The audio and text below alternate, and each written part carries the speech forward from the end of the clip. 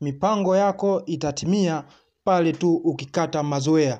Katika kila wazo ambalo linakuamsha alfajiri sana sana kuanza kuliwajibikia, litakuwa na kutimia ukikata mazoea kwa kuhakikisha unafanya tafakari ya kwa nini ulianza, unaelekea wapi na matokeo yake ni yapi. Mdau, endapo matokeo ni zero na wazo hilo halina matokeo, umetumia kila njia lakini wapi, basi sasa achana na hilo wazo, litakupotezea wakati. Kama wewe ni mdau mpya, unaweza ukasubscribe, lakini pia unaweza ukalike, lakini pia unaweza ukashare.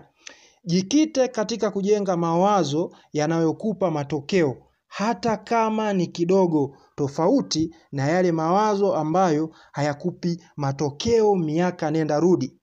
Usipofikiri kama mkulima mwekezaji, utaona ya kuwa unapiga hatua kwa pesa unayoipeleka Village Community Bank au vikoba kila wakati, na hauikopei kuendeleza shughuli zako za maendeleo.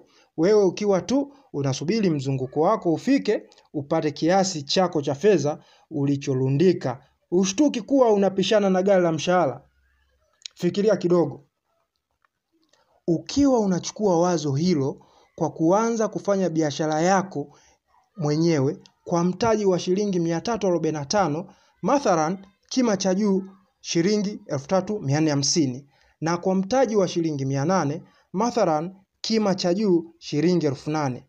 Kipindi mzunguko umefika wa kutoa hesabu ya faida iliyopatikana kutoka katika biashara yako kwa mwaka mzima, utapokea kiasi kikubwa sana kuliko eneo la kwanza ulipowekeza, ilhali hutumii nafasi uliopata kukopa pesa katika vikoba kwa maendeleo ya ujasiriamali wako au biashara zako.